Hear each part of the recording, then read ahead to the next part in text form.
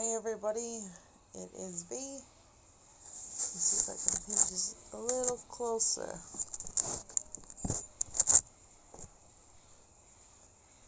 Nope, it didn't work. Oh well. Well, that's way too bright. I look so white.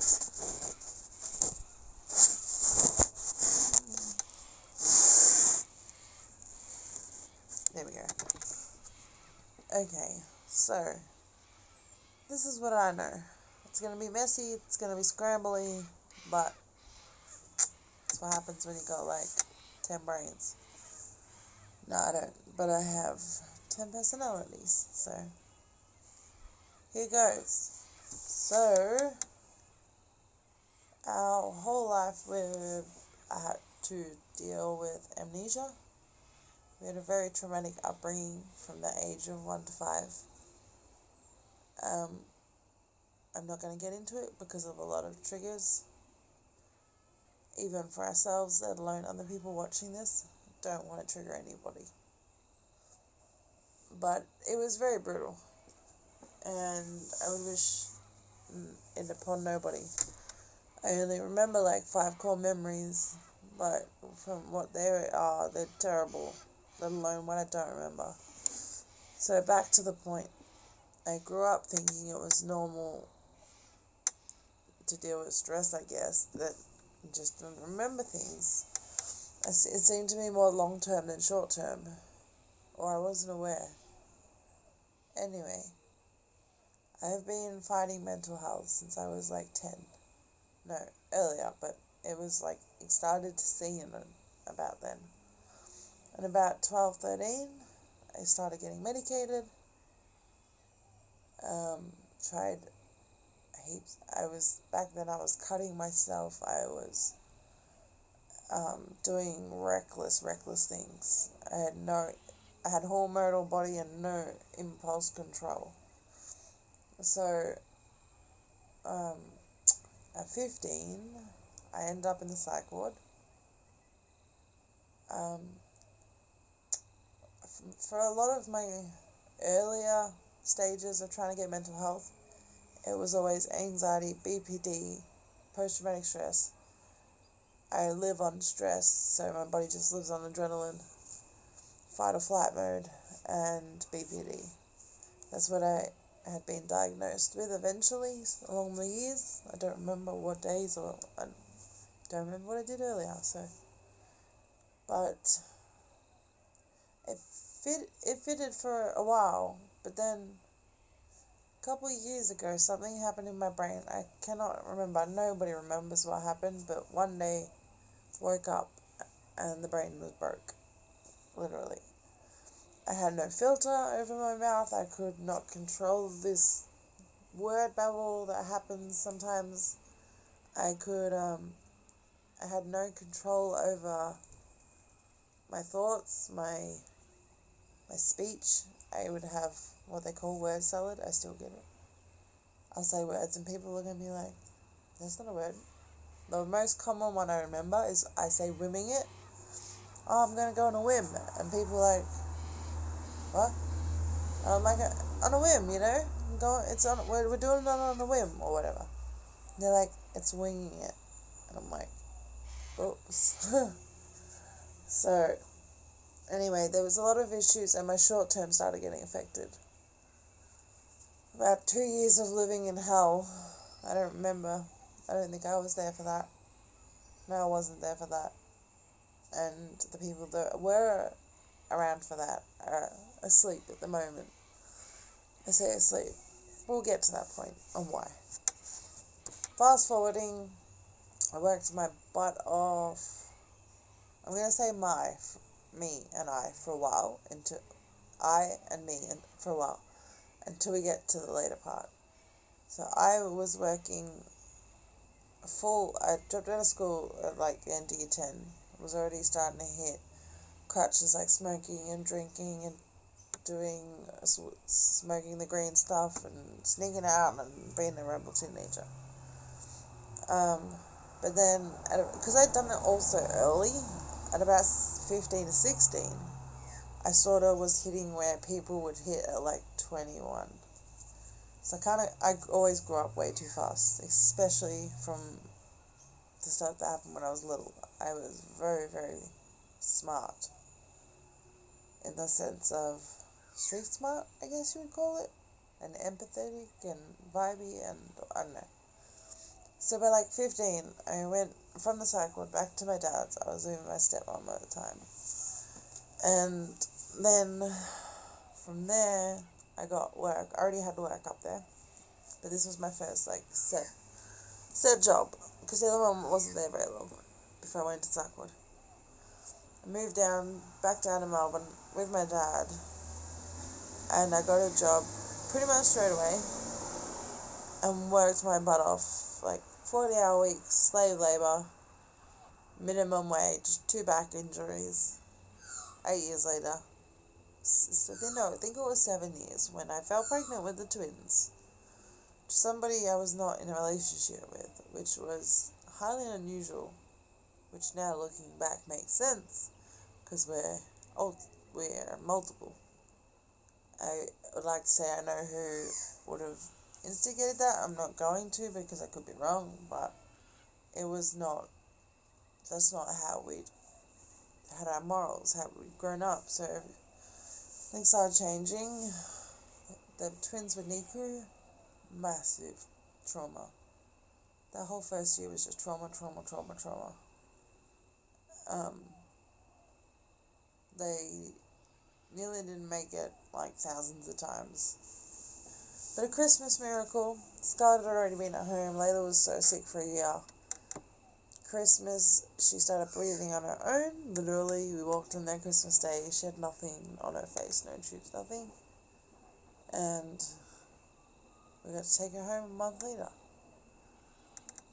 And I got put on a psychotic med and mood stabilizer. And for the first time ever in my whole entire life, I had a tablet that actually worked. The rest of them would never work, and I just throw them away. And that was not because they didn't work. I tried. But it seems like I went through every depression tablet ever, and nothing would work. And it's because I wasn't depressed. But they didn't know that. Anyway. Okay, kids. I'm trying to think of timeline-wise of what I remember. I had the kids. Stayed with my child's father off and on for up until not recent, but we're still housemates. We still live together. We're still co-parenting. But the relationship side died off many years ago. I don't think it was the right way in the start, and that did have a big hindrance on our relationship when we did try to make it work. Because neither of us were, I guess, each other's type. We weren't chasing each other. It just happened. And then, like, hello, babies. Times 2. Then I had my appendix out. I had lost a baby and then fell pregnant with Jackson, all within the 2 years of the girls being born. So I had 3 babies under 2. And then shit was getting really, really bad, mental health wise. Like, it's been escalating. And back to the story. So about a year and a half, 2 years ago, something broke in my brain, and I was different. I was not the same person anymore. That's the only way I can describe it, was something broke. My brain was not the same at all, in any way, shape, or form. I wasn't the same. I guess that was the first alter appearing, like, outwards. I don't know. But I wasn't clued on to the fact that we were a we until about the end of last year. I think, from journals. Could be before that, who knows. We had a lot of amnesic gaps, so, could be 1 year, I think. Could be like 3 years. It was definitely after Jackson. But I like to say that this year is when we woke up. We fully realized we weren't alone, and there wasn't just 2 of us. we had picked out that, not picked out, but we had figured out, sorry, there was 7. 5 girls, 2 males. The males in front, they had specific roles inside. One is a memory keeper and chooses and protects memories. The other is a system doctor. It's like what we like to call, because he'll numb everyone or put everyone to sleep at once if we are all chaotic. It's like having an anesthesia person, the surgery people. It's like I got one of them. That's why when you see, like, sometimes it'll look like I'm on heroin, like on the nod and shit, like I'm trying to talk. That's a massive form of dissociation. That's, I believe, the help of AP, trying to numb whichever alter is out. Anyway, we still didn't know that we were catching on. We were starting to look up stuff. We were starting to write things down in journal, but with the amnesia, it doesn't help because he's starting to figure something out, and the amnesic block start again. But it got too much. I started feeling like a rotational door, like my body was being hijacked, like a car. Seeing traffic lights, some person just yanks you and throws you out the car and they take over. Except they threw me in the boot. So it kind of got hijacked a lot. And I started realizing the personalities, and they told me their name and bits about them, and I was freaking out. I was fully freaking out inside. I held it so good. We all held it, so good together on the outside. The inside, we're really good at faking it.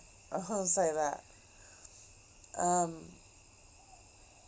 So we self-checked into the psych ward May this year, I think it was. And for amnesia, hearing voices and feeling body hijacked and all this stuff, this is all what they wrote down, right? Get from the hospital to the psych ward. Nearly 2 weeks in there. Nothing. They did nothing. They did not talk to me. They just drugged me up. My psych was the meanest chick I've ever met. She pulled out Nay, who is, if she ever comes out, is straight away suicidal, manic. Like, I mean, the lowest of lows. That's where she is. She doesn't want to exist. That's why we're always out the front now. We keep her away in a safe place inside. And she's protected always so that the body doesn't get hurt, because, one goes, we all go. And that's why we're here. We're here to protect. Not to hurt, we're here to protect. So, in the psych ward, Nan tried many times to run to the front, take over the body, and hurt herself. The lady that we were in the psych ward with helped us, because none of the staff at Maroondah Hospital even knew. They thought I was faking it. Literally, they said to another patient I was faking it. I don't remember what happened. All I remember was started getting a panic attack, then the blackout, and then there's a glimpse of pacing the courtyard. It was dark and wet and raining, and I had no shoes on. I was just pacing and talking to myself, like, full on manic. And none of the nurses had said or done anything. My roommate, ended up taking me in to the room, putting me in the hot shower. We were in there for like 2 hours while she saved our lives. She got us all for the first time ever to meet each other and unite. And we banded together and put Nay inside the house in the safe space. And then we put one of our strong protectors, who was out a lot, and we didn't really want to do that, but everyone knew, and she knew that she was the only person capable. She's our fictive. She's WC. She literally is Harlequin, but she felt bad for stealing Harlequin's name, so she called herself Wildcard. She went in to look after Nay. All our dynamics shifted. We got out of the psych ward. The report said 5 pages that it was COVID-related PTSD from domestic violence. That's not even the case. All they got that from was they pulled traumas out of Nay for 2 hours on a phone call to a company, right, that deals with stuff like that. None of us remember what happened because Nay was there, and we can't communicate with Nay. We can only protect her. And we came out of the session with the people. You can't see it on the camera. But there's all these, like, it looks like just pigmentation. If I could show you, it would. You can't really notice it. Oh, this super blur thing is not helping. I don't know. See the dark spots? Anyway, my whole arm was covered. I had cut myself.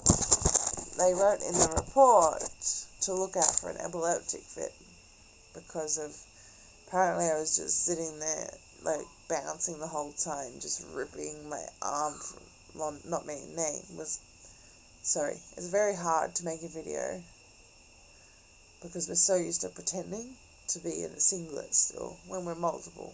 We've got to start owning it. It's hard. We've had to fake being Nay a long time. We're so good at it that we forget who we are sometimes. Anyway, Nay had gouged just her nails, just like it must have been stress. Just, you know, it wasn't like trying to bleed, it was just gouge marks from here to here. Again, did nothing. That psych ward is useless. I do not recommend, if you live in Australia, don't go to Marinda. There were occasionally some lovely nurses, but doctors and the psychs in there, no. NQR, they should not be there.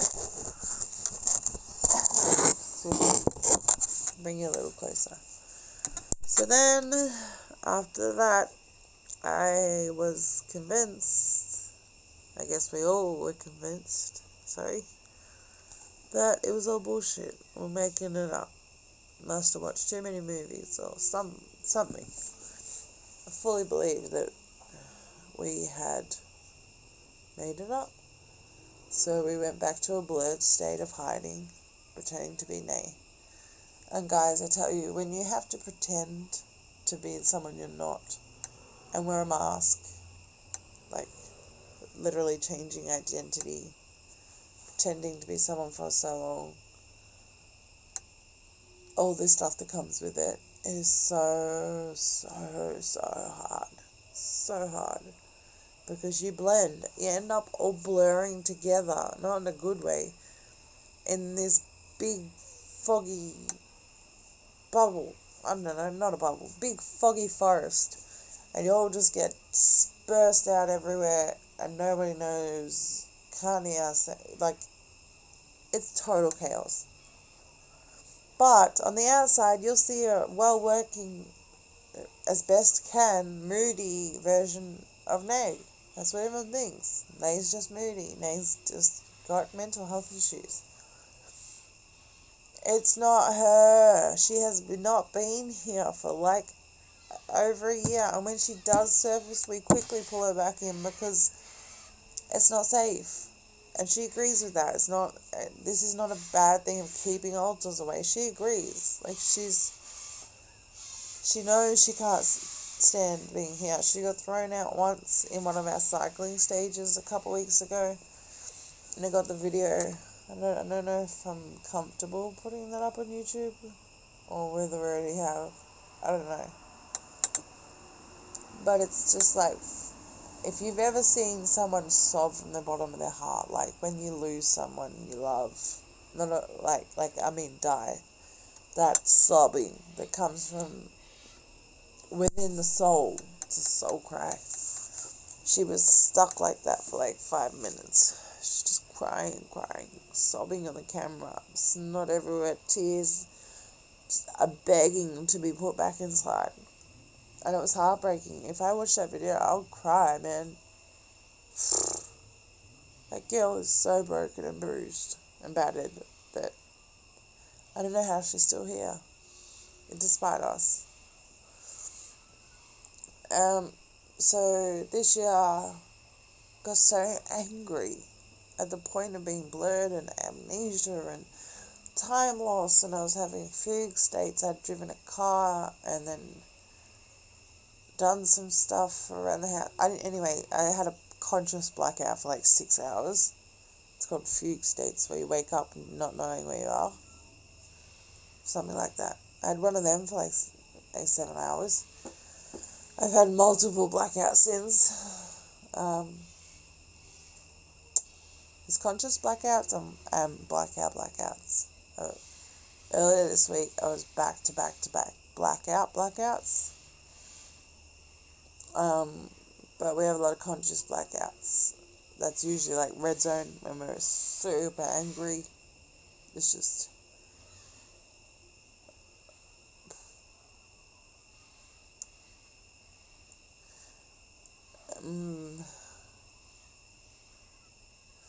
I'm not sure. I feel like somebody else is coming to the front. I was saying something. I've lost whatever I was saying. I hope I got my point across. This year, we got so angry, we ended up searching. At that time, we had some money from COVID. We searched for a specialist in Melbourne that would work with everything, because you can usually find them teed off. Like, everyone does anxiety and depression, but some specialise with children, some specialise with trauma, some specialise with PPD and stuff like that. Like, they're branched off. We needed somebody that could see every possibility of mental health, because we kept getting told for years, oh, it's just your BPD. Nobody was seeing the massive amnesia losses, because I was still autopilot. I was still doing stuff. Like, another alter was there doing stuff. So nobody had any idea and wasn't taking me seriously. And then I found a lovely lady from the trauma centre, and she was ages away, but because of COVID we've been doing phone calls, soon to start seeing her in person, for ages now. But it was costing $200 a session. But she did everything. Not even the stuff that I said just before, but she did like anger management and family counselling and domestic violence and trauma-based. Like, she does everything. And I was like, whoa, I've never seen anybody, when you look up their profiles, that does everything. So I was like, yeah, she's the one. I've got to go. So I started, sucked it up, because usually when we get therapy, we run away. CSAC. I don't know why I call it therapy. And I stuck with it, and a dear old friend of mine had somebody, I'm not going to say it out, but a dear old friend of mine that I'm not talking to at the moment. Sadly, maybe never again, but I miss them lots. Somebody close to them passed away, which had affected me because I was close to them. It's hard to explain. I'm not going to go into it. Anyway, so there was a big trauma there. Blacked out for 2 months. Come back. She's like, that ain't BPD. I think you got DID. It's like, okay. And then over a few sessions, more and more, it's solidified that I have DID. And it's okay to be a multiple. It's okay to be one state in 1 minute and one state in the next. It's okay to have alters from every age, shape, size, and colour. It's okay that I am the way I am. She keeps reassuring, it is okay that I am me. All of us are valid.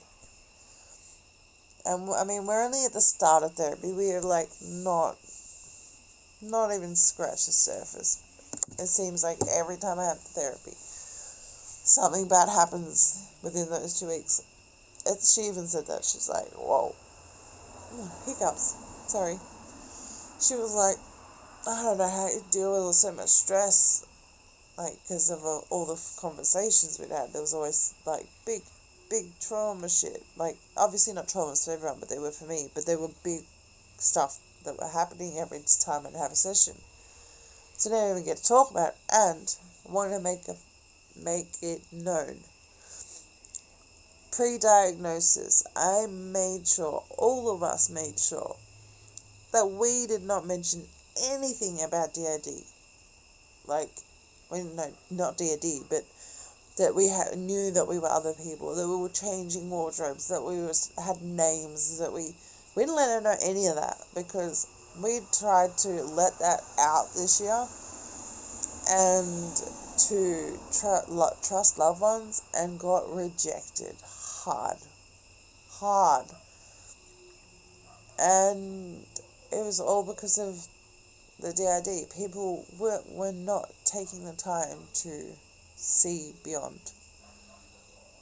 They just thought I was a bullshit artist that's always harping and never going to get out of the same cycle. And I can understand why, but it's because we had the name mask on, and it fucks us up. So of course everything's not going to be okay. When we still put the mask on sometimes. Around family or certain people we don't trust, anyone we don't trust, we put the mask on. But we are now grown, our family, because we had a second trauma. Somebody tried to strangle us, and our host / protector happened to her. She was so shell shocked she froze. Then affective WC was our other strong protector. She came out and ripped one verbally to the point the person was crying and was like, I'm sorry.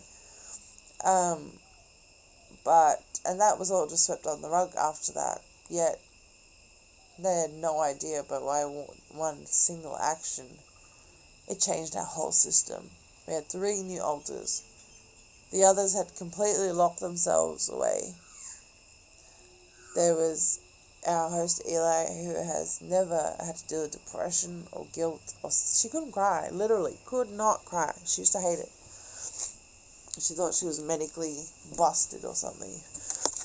But she got hit with all of that for the first time ever. WC had massive guilt, and I think, and this is only I think they both felt weak, because in that moment of someone attacking us, they didn't attack back.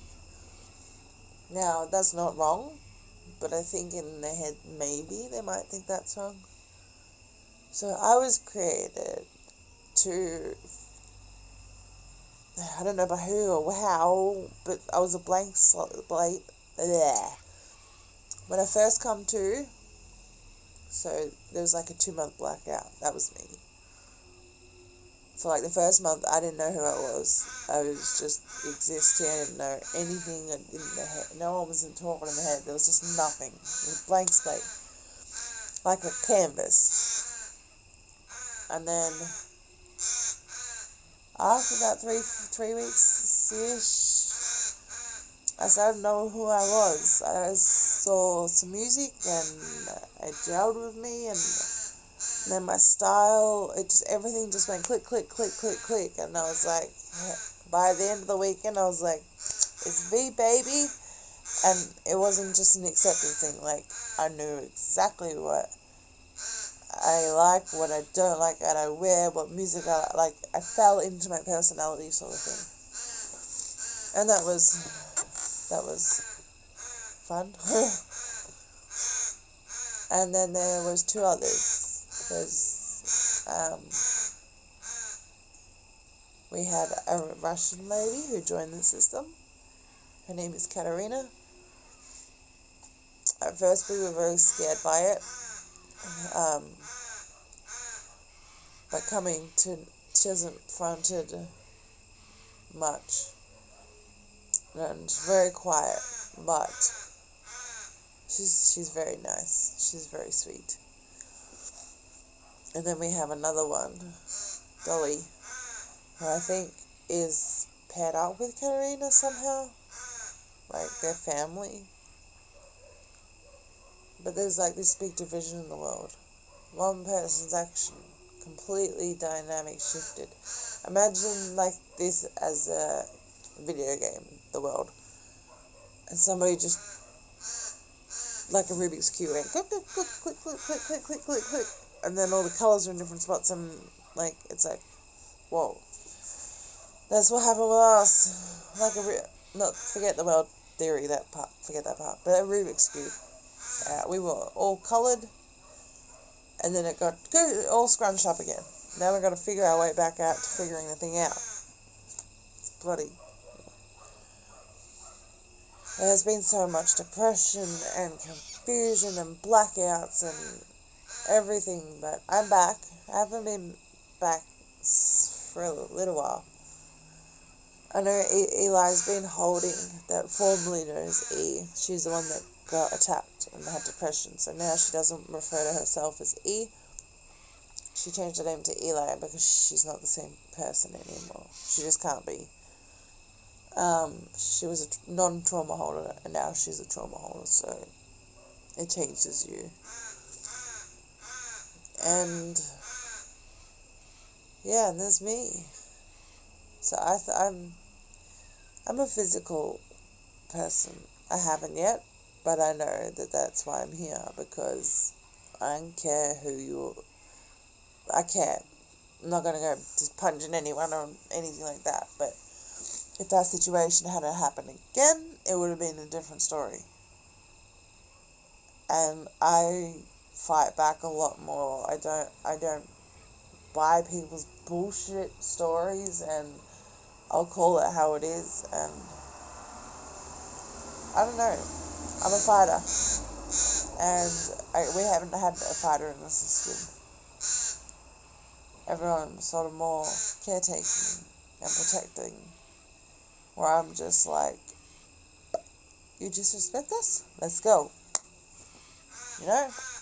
I don't want it to get to that stage either, but I know that's what I'm capable of, so maybe that's why I've been coming in there. I don't know. That's the thing. We don't know. When you think you know something, it's all gone.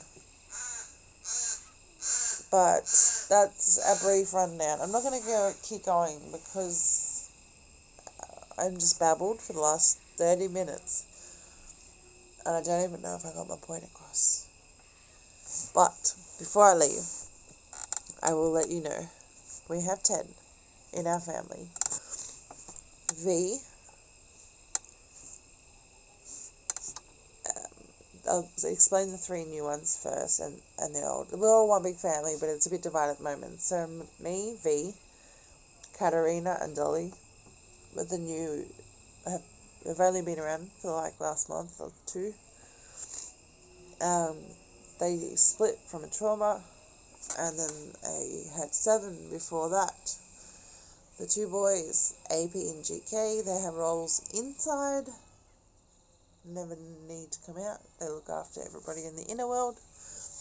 And then there was Nay, obviously the core, Red, Ruby, WC, and E.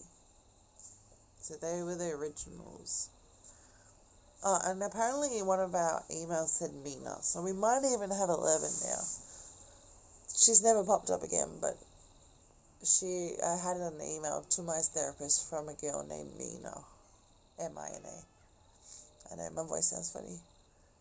So yeah, this is us. We are the Lone Wolf family. We call ourselves that because nobody's identified with this body since day dot with depersonalization or whatever they call it. So, in saying that,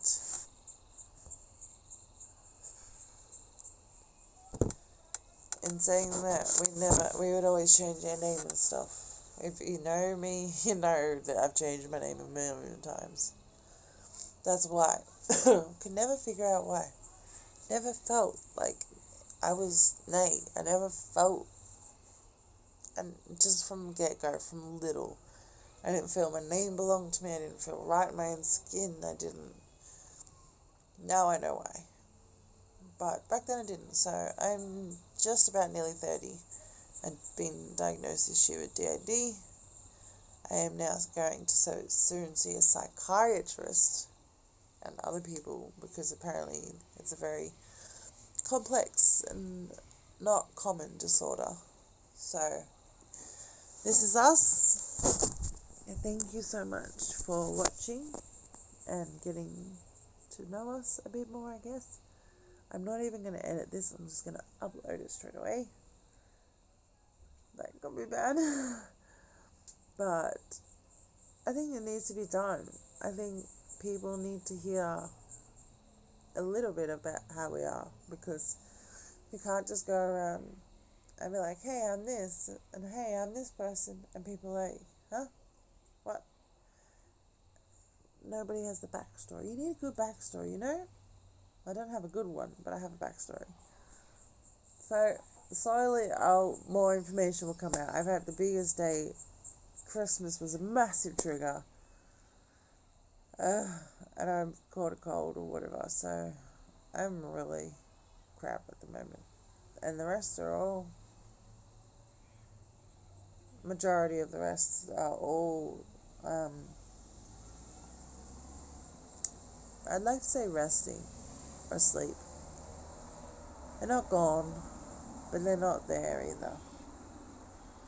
Oh, I'm getting a split headache. Okay, I'm going to go just in case it's somebody that doesn't want to be on camera. Thank you all for watching, and we love you so much. Even though there's no followers on the channel, I don't care. We do this for ourselves, and if it helps one person, then it helps. If it doesn't, it doesn't. It's always worth a shot. And I have a new YouTube camera soon. I just gotta get the stand and a light, and they'll be ready to do proper videos. So that'll be fun. Alright, I'm gonna love you and leave you until the next time. Love you. See you later. And thank you for listening and understanding. We love you. Goodbye.